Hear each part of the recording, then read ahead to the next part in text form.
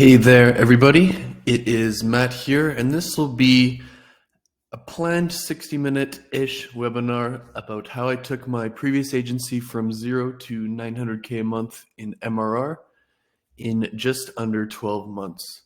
So it's been a while since I have sold that agency, and I'm doing this webinar to show you just what's possible. Let's get into it. So it's going to be about 60 minutes. I'm not going to be stopping or answering questions during. There may be 15 minutes for questions at the end if there are any. Most importantly, this will be recorded and sent to you after if you have to leave, and I'll send you the document that I am sharing on the screen as well. So who am I? My name is Matthew Larson. I currently live in Canada, and over the past 8 years, I have 3 agency exits, with 2 of them being multi-seven figures in cash and the other one being over 10 million in cash. So I'm not going to lie, the first 2, I was kind of the minority or junior partner, but I owned 100% of the most previous one that sold for 8 figures. All I really do in my life in the last 8 or 9 years is make an agency, sell it, wait for the non-compete clause to expire, and then do it all over again. And I'm very confident that you could learn a thing or two from this case study over the next 45-ish minutes that you could put into your own business and make a lot more money. So the result of this case study I'm going to share is how I went from 0 to 900K per month in recurring revenue in just over 12 months. This will be going over a landing page and CRO agency that served e-commerce stores, mostly using Shopify. And that's just 900K MRR. There was quite a bit of one-time revenue that doesn't count as MRR as well. I owned 100% of it, ran it over 50% profit margins, although I didn't do it for that long. This entire process was from early to mid 2022 to mid 2023. For the first few months of it, I had a full-time job at an e-commerce startup as well. So I'm very familiar with the actual e-commerce industry, which was very helpful. The goal of this case study is to show you what you have to implement to turn your offer into a stable, sellable business. 99% of agencies aren't real businesses. They're just offers. If you took 3 months off or something, your agency would probably cease to exist. That is what I mean. It's all about turning it into a stable, sellable business that runs without you. There's going to be 5 main parts that I'll be going over in the next 45-ish minutes. Number 1 will be creating my offers. Number 2 will be creating my lead magnets. Number 3 will be creating what I call my conversion mechanisms. Part 4 will be about driving traffic. And then part 5 will be about how did I put it all together. So once again, I will not be answering any questions throughout, but you can put them in either the questions or the chat tab. Hopefully that shows up in the bottom right for you, and I will get to them after. The 3 main problems for all businesses, especially agencies, are they don't get enough leads. All their clients are from networking and referrals, and they don't get any clients from cold traffic. And number 3 is 99% of their leads they generate are essentially wasted because they aren't qualified, they can't afford it, it's not a good fit, and the businesses have nothing else to offer them. If you fix these 3 main problems, you can almost fix any business. And I knew this going in because I had a lot of good mentors, and I've benefited from a lot of good advice over the previous 8 years, and I know what I had to do. So let's go into the 3 problems before I get into what I did. Number 1 is not enough leads. So a lot of business will get 1 lead per day, 1 lead per every few days, 1 lead per month. Like, that is terrible. When you don't have enough leads, you are desperate and you're needy and people can sense it. It's almost like when you're dating and people can sense that you really want to get a girlfriend or a boyfriend. It's just very off-putting, and it's a subconscious thing that people can sense. When you don't have enough leads, you're also prone to lowering your prices, which hurt your margins and attract the worst type of people. We all know that a $500 per month client is 10 times more demanding and annoying than a $5,000 per month client, and that's true at almost any level in the market.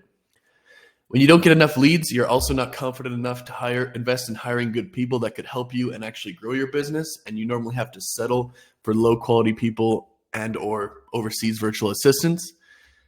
However, the opposite is also true. When you get a lot of leads, you aren't desperate, you aren't needy, and that makes it easier to sell. You can raise your prices. You can hire in those A players, as a lot of people call them, and those people can help you grow even more. Number two is you can't convert cold traffic. And a huge problem that 99% of businesses face is that all their clients come from referrals and networking. Nothing wrong with that. You can build huge businesses solely off referrals, but these are largely out of your control. And at some point, they just max out. You need to take your future into your own hands. And this means learning to convert cold traffic and setting up cold traffic acquisition systems. A lot of people fool themselves into thinking they have a great offer or that they're great people because they've only been selling to referrals, and that's just so much easier. They think their business and everything about it is much better than it actually is because they're kind of skewing their sample size. These people that are selling to already know them, already like them, already trust them, have already been recommended, and that is completely different than converting cold traffic. And the third is 99% of leads are unqualified. It's very, very common, and there's nothing you can do about this. However, most businesses only revenue stream is their main recurring service. Of course, we need this service. It's important. This is what pays the bills. But if that's our only revenue stream, we are going to suffer. In any given market, only about 3% of people are actually qualified, but that doesn't mean 3% of people are going to buy from you. That's the 3% of the market you're fighting with all of your competitors to try and convert them into clients, and we're all excluding the other 97% who may not have as much money, but they still have money. So this is the third problem. So hopefully you can read this. This is my funnel, and all of these problems can be addressed by overcoming and building by what we now call the 1000x leads funnel. So let me zoom in on this a bit and see if I can. If not, we'll just have to make do. So we have our traffic systems at the top. We have our lead magnets, which capture leads. We have our conversion mechanisms, and we have our offers. So I'm going to get into this. If we compare this funnel to what the average agency has, it's going to be something like this. It'll be SEO to recurring service. So which one do you think is going to perform better? A complete one with multiple traffic sources, multiple ways to generate leads, multiple ways to nurture and convert leads, and multiple offers, or something like this? The answer is going to be obvious. Even more likely, and for probably 90% of people, this is their marketing funnel. They just have their service and they go to bed praying at night that someone is going to find them somehow. So part number one I want to get into is creating my offers and how I did it. So this is our funnel, and our offers would be somewhere down here. We have our one-time service, we have our recurring service, a program, course, and then we also have info products and affiliate. These are all different offers that I had in my business and all different revenue streams. So most people just focus on the recurring service. I have 6 different ones that I could do. In my previous agency, I offered landing pages as my one-time service. This is very helpful to have this one-time service because my recurring main service is extremely expensive. And these landing pages acted as a nice stepping stone, or kind of like a paid trial, where they could try out my services at less risk. So I charged $2,500 for one landing page or $5,000 for 3. It was split pretty much 50-50 on who chose 1 versus 3. And if these landing pages helped increase their conversion rate of their paid ads and lower their cost per acquisition, then they'd be very happy with me, and I would pitch them on my recurring services.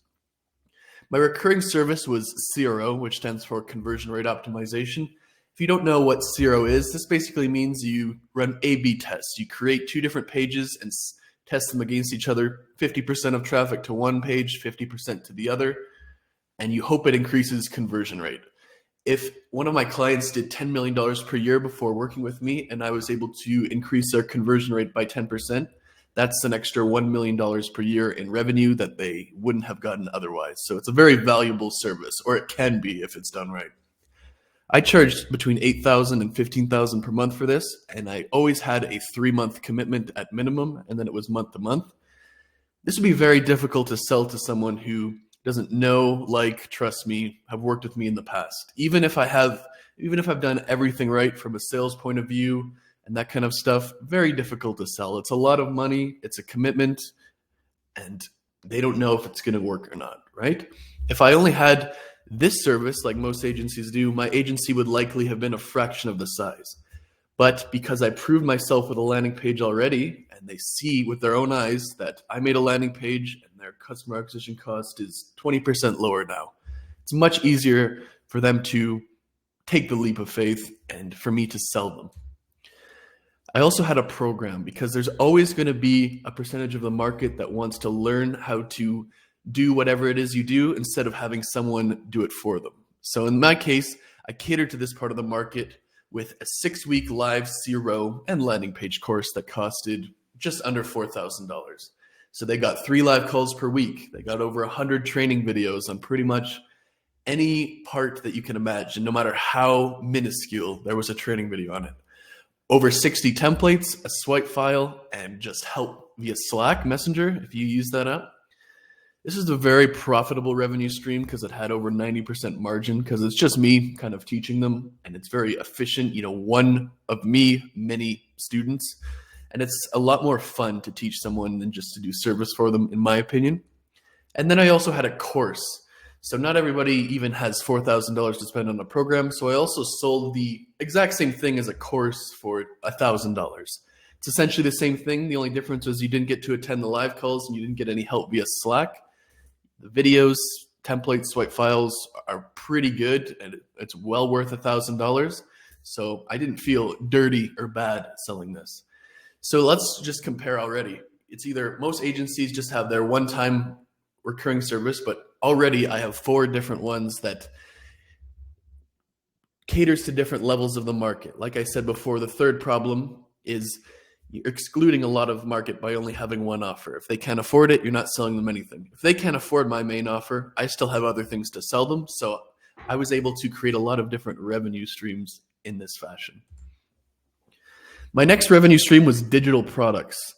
So there's still even more so, or even to drill down deeper, there's a lot of people who can't even afford $9.97 for a course and or simply don't trust me. Why would they, right? What could I sell them? Like I said before, almost everybody just ignores this group of people, but I'm pretty experienced. I know that there's a lot of money in this group, even if you have to sell more of them at a lower price, a lot of money and it's very profitable. So I sold 3 digital products mainly. I tried a bunch, but these are the ones that actually worked, and they all costed $97. 100 landing pages, templates built in Webflow for $97 is great value. I had a full sequence of AI prompts, mostly using Jasper AI, if you've ever heard of that, but you could use whatever AI, ChatGPT. ChatGPT wasn't as popular when I started, though. So these prompts would make your landing page copy very good as 99% of copywriters in my opinion. And then I had a list of winning landing page offers and how to implement them. The important thing here is all of these products are good. They're not scam products. If you paid me $97, you wouldn't be left with a sour taste in your mouth. You'd be pretty happy that you got at least $97 worth of value.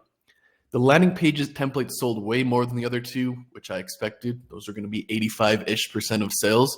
But overall, I was doing about $60K per month in profit just from these digital products alone. And then the final revenue stream, if we want to call that, is affiliate offers.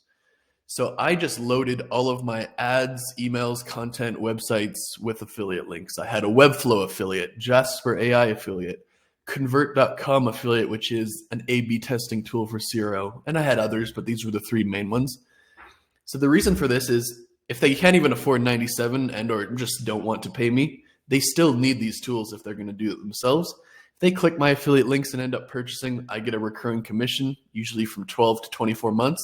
So if they signed up for Webflow, and I'd usually get a $15 minimum commission. And if they did that for 24 months, I would get $15 a month for 24 months.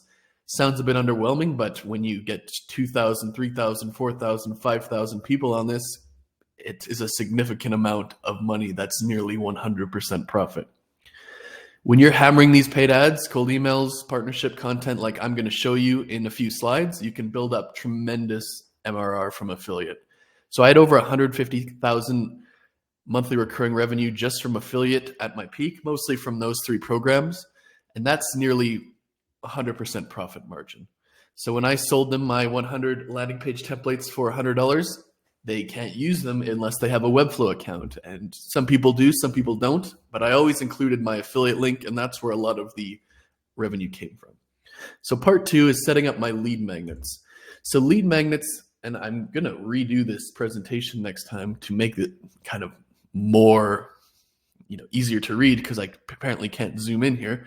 But your lead magnets right here are here in the funnel, and these are what kind of captures the traffic. If you've ever done it yourself, where you see someone's ad or you see someone's content and they say, get my free X, Y, and Z, and you have to put your email address in here, that's what we're talking about here.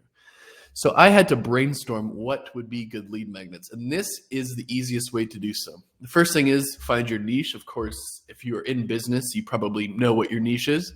Number two is think of 6 to 9 subcategories or parts or problems that have to do with your service, and then make a lead magnet for each.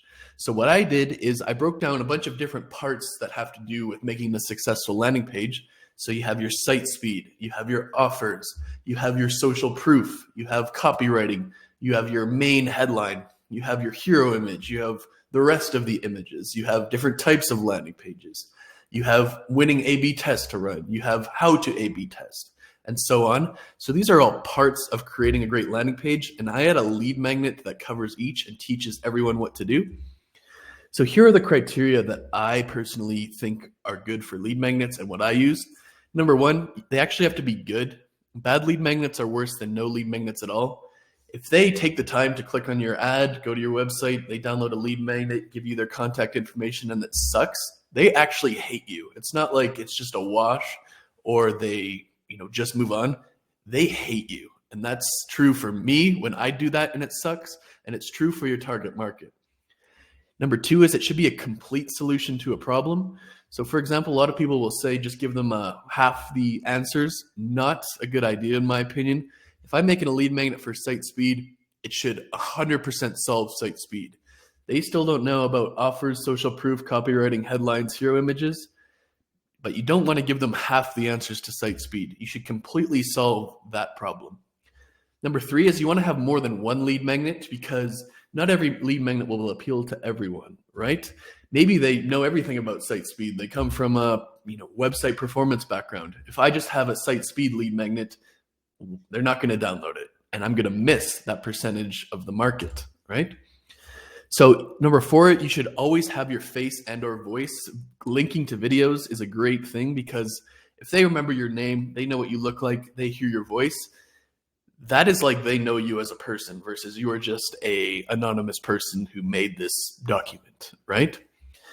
Number five is you should have both a video and a written portion of each. Like I just said, embed the video in the document, kind of like the one that I'm sharing on my screen here for this presentation. So you want to have a written thing, but you also want to have a video. Just both of these pack a separate and unique punch that makes them a lot more effective. And number six, they should follow the VAS formula.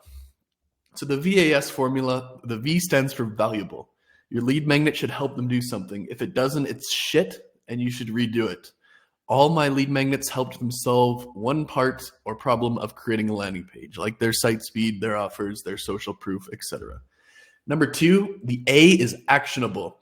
Simply put, can they implement what you're teaching within 24 hours or less? If the answer is no, and no could mean it'll take a month to implement, or there's not a clear plan or a plan at all to implement, then the lead magnet is shit and has to be redone. And S is signature. Signature is like your own signature style. It's unique. You don't want to just copy and paste or use ChatGPT or something like that. You don't need to overthink this, but put some kind of thought into it, or they could just do stuff. They could just watch anybody's YouTube video or just ask ChatGPT themselves. Like, you have to make it unique to you. So promoting your lead magnets now. Let me just turn off my Slack notifications there. So promoting lead magnets. Once you make these lead magnets, you want to promote all of them. Like I said before in that one example, you have multiple lead magnets. Maybe they know everything about copywriting. They're a professional copywriter, or maybe they know about how to choose great images. If you don't promote all of them, you're missing a sizable percentage of your market, right? Because if you only promote one and they don't have that problem, they're not going to be interested. But the same people who don't have a site speed problem might have a problem with copywriting. So you need to just get all of them. And that's what I did. I promoted them all with both ads and content. So in ads, I had a separate landing page and a separate campaign for each. And for content, I kind of just posted the content and then said, you can download X, Y, and Z. And then I just rotated through them over and over again. Number 3 is creating conversion mechanisms. So in the context of what I call conversion mechanisms, they are right here in the funnel. So we have our webinars, our live workshops, our newsletters, our community, our appointment setter. So when I say conversion mechanisms, what I mean is, how do you convert someone from a subscriber on your email list to someone who is booking a call with you, or someone who is a qualified prospect? That's what I mean when I say conversion mechanisms. So the purpose is, when people are just on your list, you only have their email and not much else. If you promote my site speed lead magnet, for example, that I was talking about, I just ask them for their email. They're still like semi-anonymous, but if they sign up for one of my conversion mechanisms, whether that's a webinar or a live workshop, to sign up for that, they have to put their name, their email, their phone number, their website, their revenue, just like you had to do to sign up for this webinar that you're on right now.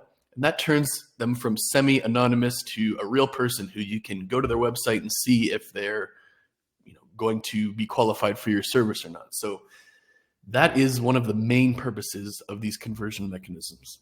The main types that I used are webinars, live workshops, newsletter, community, and an appointment setter. In my opinion, the more of these you have, the more the other ones become more effective. It's kind of like the traffic sources where you don't just want to do one. So for example, if you have a newsletter, you can promote your webinar in it and you kind of cross promote each other. Or if you have an appointment setter, you can get them to text or email people to sign up for your live workshops. Each one makes the other ones more effective. So I had a webinar that was based on the same subcategories as my lead magnets, and it was titled "The Top 9 Things You Need to Build a Landing Page That Converts at 5%. It's a pretty good title, I think. It's simple, easy enough to understand, and it has the desired result of building a landing page that converts at 5%. 5% in e-commerce would be a very good conversion rate.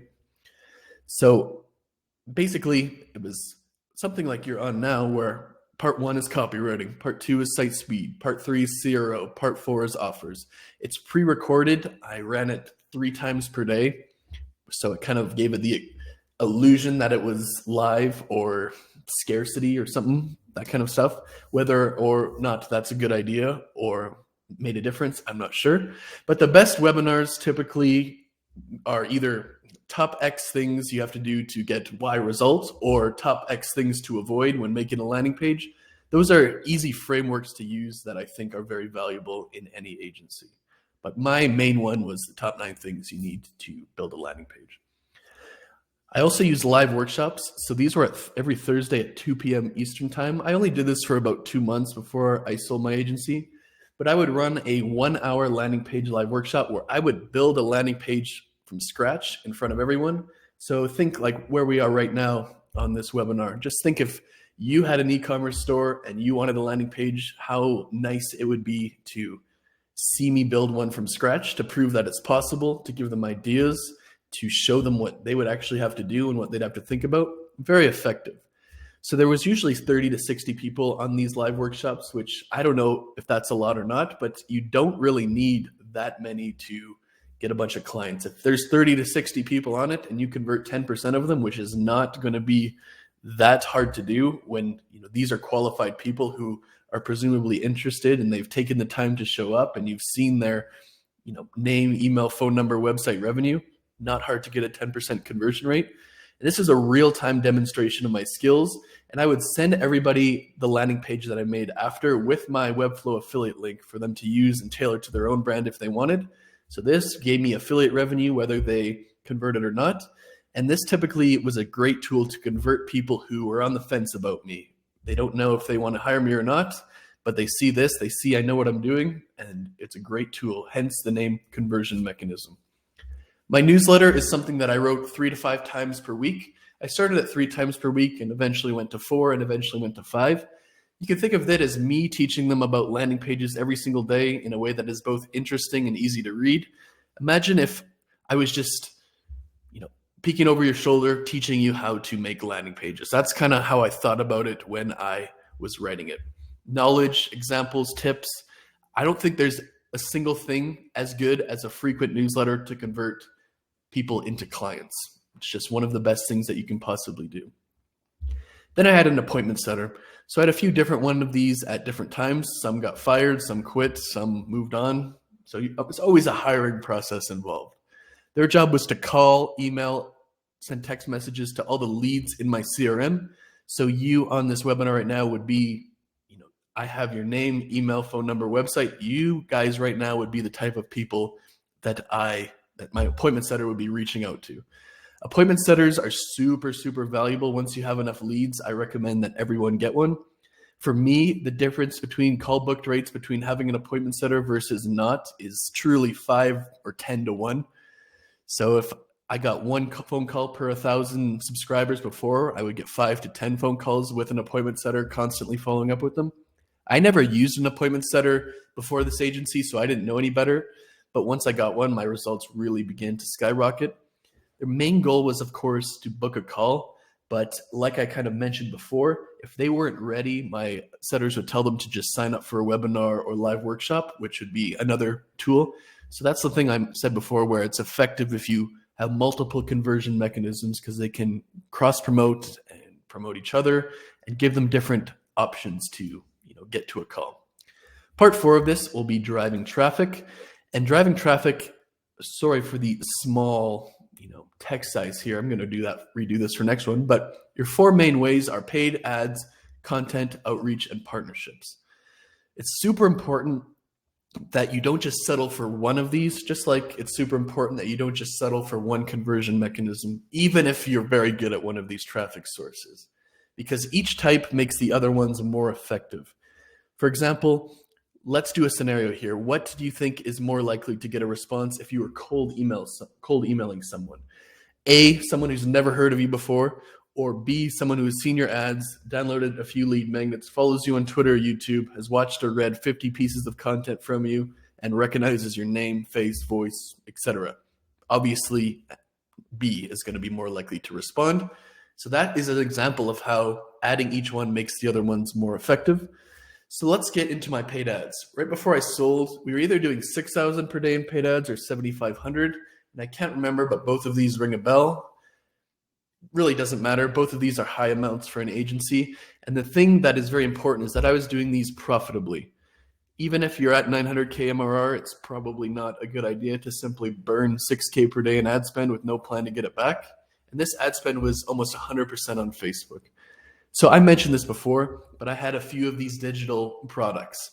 So almost all of my ad spend went towards the 100 Webflow templates for $100 or $97 technically.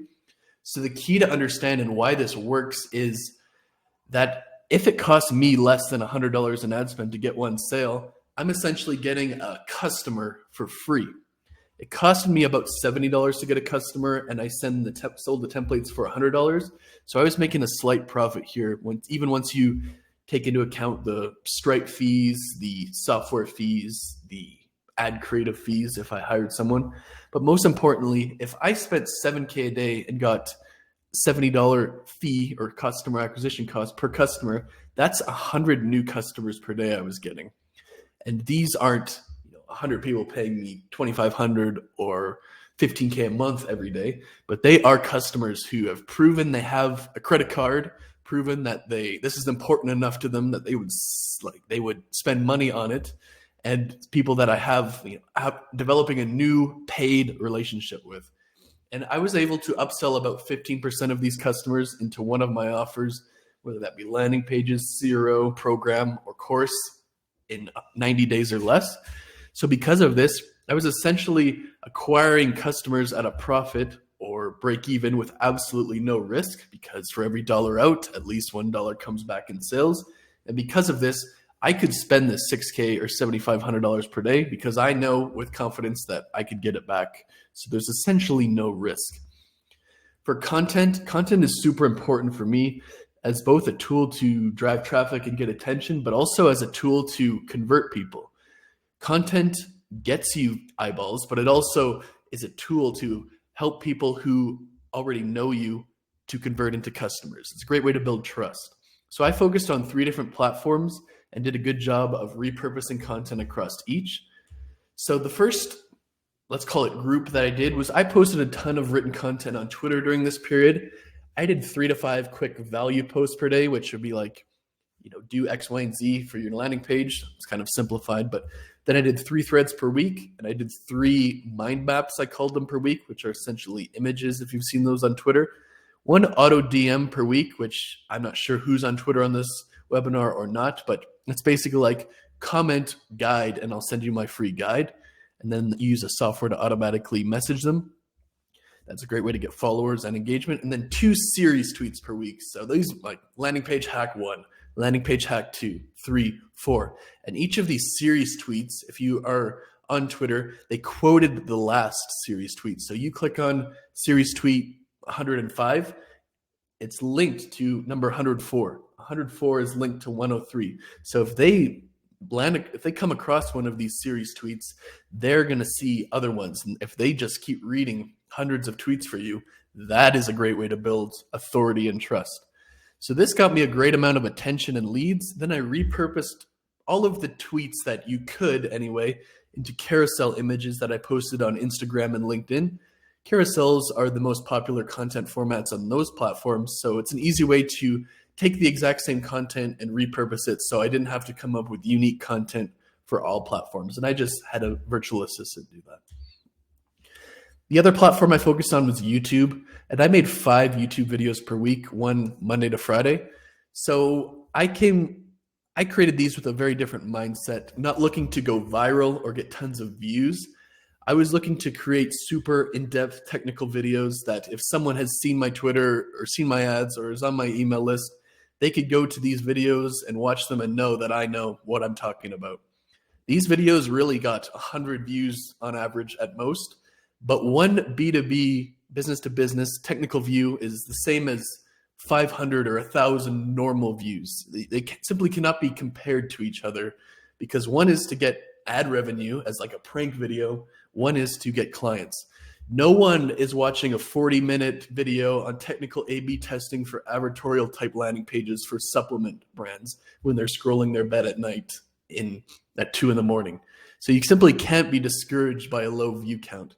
When you make these videos, the right people find them, and they're a super, super effective tool for getting to someone to take the leap and convert. For outreach, a lot of people, in my opinion, think they're too good or too proud to do outreach, or that it doesn't work, or that they don't want to spam because they just have this superiority complex or something like that. But cold outreach literally changed my entire business. It was one of the best revenue drivers for me and still is to this day. So the technology for cold email is quite good now. I feel like a lot of people think that they still have to manually find leads on like Google Business or something and then copy and paste the messages in a Gmail. You can scrape thousands of leads per hour, upload them to a software, write your script, click send, and then you're good to go nowadays. So I send over 20,000 cold emails per day at my peak to Shopify store owners. It is a numbers game, of course, but I typically got 1 call booked per 1,000 emails sent once I got good enough at this. So if we do the math, that's 20 calls per day, 100 calls per week, as I only cold emailed 5 days per week. 100 calls per week at a 25% close rate is 25 new clients. If each is worth at least $2,500, which is my landing page fee, that's making me $62.5K per week. And remember, I would sell a percentage of these people into zero after. This is not including zero at all. And then this is something that I just believe in so much. Paid ads are good, content's good, cold email is good, partnerships are good, but nothing quite fills the pipeline like just 60 minutes per day of old school prospecting where we just pull up Twitter or LinkedIn or whatever we want to use, manually identify who'd be a good fit for our service, message them, comment them, like their stuff, get to know them, build a relationship until eventually they reach out and ask if you can help them. They might not want it right now, but 6 months from now, they want a landing page. I'm the first person they think about. This is what keeps your pipeline full and will safeguard you against bad months. There's far less up and downs if you do 60 minutes of prospecting per day. Boring and very tedious, but That's life. If you want to make a lot of money, that's just a price you're going to have to pay. If there was 250 business days from when I started my business to when I sold, I probably did 60 minutes of prospecting at least 240 out of those 250 days. I was very, very consistent with it all. And then we have partnerships. So partnerships are the most valuable way to get new clients, but you have to do it in a certain way. There are a few types of partnerships that really matter. There's white label, there's referral, there's media, there's joint venture. I really focused on only two of these, white label and referral, but partnerships are so good because if you get a client, you get a client, obviously. But if you get a partner, you can get 5 clients from them, 10, 25, 100, 1,000, who knows? It's just a tremendous amount of upside if you can do it right. So my business really took off when I started focusing on white label partnerships. So I changed most or a percentage of my cold email from cold emailing Shopify store owners to cold emailing partners. So I thought to myself, who would actually buy landing pages other than Shopify store owners? And the obvious answer is paid ad agencies who service e-commerce store owners. They need landing pages for their clients. If their landing pages suck or they don't even have one, their ads are going to be trash and they're going to be fired. So I started emailing paid ad agencies offering to make landing pages for their clients. I didn't put really any thought into the pricing. I just kind of arbitrarily came up with, for $5,000 per month, we'll make up to 6 landing pages for your clients. So they would deal with the clients, pretend like they're making the landing pages, and I would do the work. I have no client communications or sales, process. It's basically like I was a subcontractor, a white label contractor. So eventually at the peak, I had 77 partner agencies, each paying me $5,000 per month.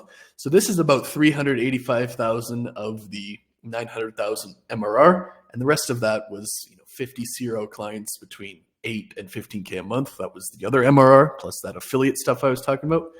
White label is in this case is very, very sticky. If a paid ad agency starts offering landing pages, it's hard for them to just stop doing that, right? Their clients expect it. It might be built into their retainer at this point. So $5,000 for up to 6 landing pages is good value. And you couldn't hire someone internally for $5,000 a month and get the same quality and results. So it was very, very sticky. Once they start, very difficult for them to leave. And then there was referral partnerships. So there was a percentage of paid media agencies that simply did not want to do this. They might not have enough need for it. They might not want to deal with it. They might only have a few clients and it just doesn't make sense to get 6 landing pages per month. And instead they just referred people to me. So I paid them a $500 commission per sale, and I would typically get 50 sales-ish per month from this. I expanded my cold emails to target email marketing agencies, SEO agencies, influencer agencies, anyone who sold to e-commerce brands I would try to partner with. And I always paid them a commission, which I truly believe in. It's, they provided you a great service, they got you a client, and they want to be compensated, whether they ask for it or act like they don't. They do. And if you send them commission, they're going to send a lot more people to you. Trust me. So how did we put it all together? So how does this whole picture, this whole funnel operate think of it as different instruments. This is the guitar, this is the drums, this is the singer, but how does the whole band play together? So let's go here. So my top of funnel, I spent $6K per day on ads for my offer of 100 landing page templates. So paid ads goes to my products here. And then I upsold them down the line. My content, I posted 5 times per day on Twitter, turned those into LinkedIn and Instagram carousels, and posted 5 YouTube videos per week on very technical, detailed topics. I sent about 20,000 cold emails per day and did 60 minutes of prospecting per day. And I sent 6,000 cold emails per day to potential partners. Most of those, like I said, to referrals or white label my services to them. My middle of funnel, if we remember, I made 9 really good lead magnets that solved a problem with landing pages. And I promoted all of these with my paid ads and my content. Products and affiliates, I stuffed everything with affiliate links and links to my digital products to help me generate more revenue for people who are unqualified, whether they can afford it or they're just not a good fit or I don't like them. And then content, We could argue that my YouTube videos are more middle of funnel than top of funnel because their purpose is not to drive traffic or get views, but to get people confident enough to book a call with me. And then my bottom of funnel, I had a pre-recorded webinar that, like I said, was top 9 things for your landing page, etc. This webinar ran 24/7. They could access it. Live workshops every Thursday. I did the live workshop where I made a landing page from scratch in front of everyone. I then sent them the template so they could use it themselves, and I snuck in my affiliate links, of course. And then my newsletter 3 to 5 times per week. And all of these newsletters had links to my sales call, my Calendly, my YouTube, where they could watch my videos and trust me more, and all of my conversion mechanisms, or one or more of them. I wouldn't say all of them. And then my appointment setter, several appointment setters at different times whose job was to email, call, text every prospect in my CRM and either get them to book a call or attend my webinars. And then here's my sales that I'm just going to summarize here because I didn't really touch on it. After they booked in my Calendly, they're added to a pre-call flow. This pre-call flow blasted them with case studies, testimonials, social proof, examples. I would aim to send them 3 to 4 emails before the call, even though that might sound excessive. We want to get them framed. We want, because of this funnel is complete and the pre-call flow, 95% of people were already sold by the time we got on the call. And that should be the goal for everyone. You don't want to have to overcome objections or try to convince anybody on the sales call, in my opinion, and I didn't want to do that.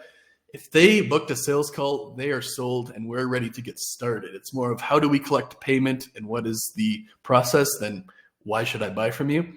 I had a presentation that I went over the call that preemptively overcame all of the most common objections, full of social proof, and really made it easy for them to say yes.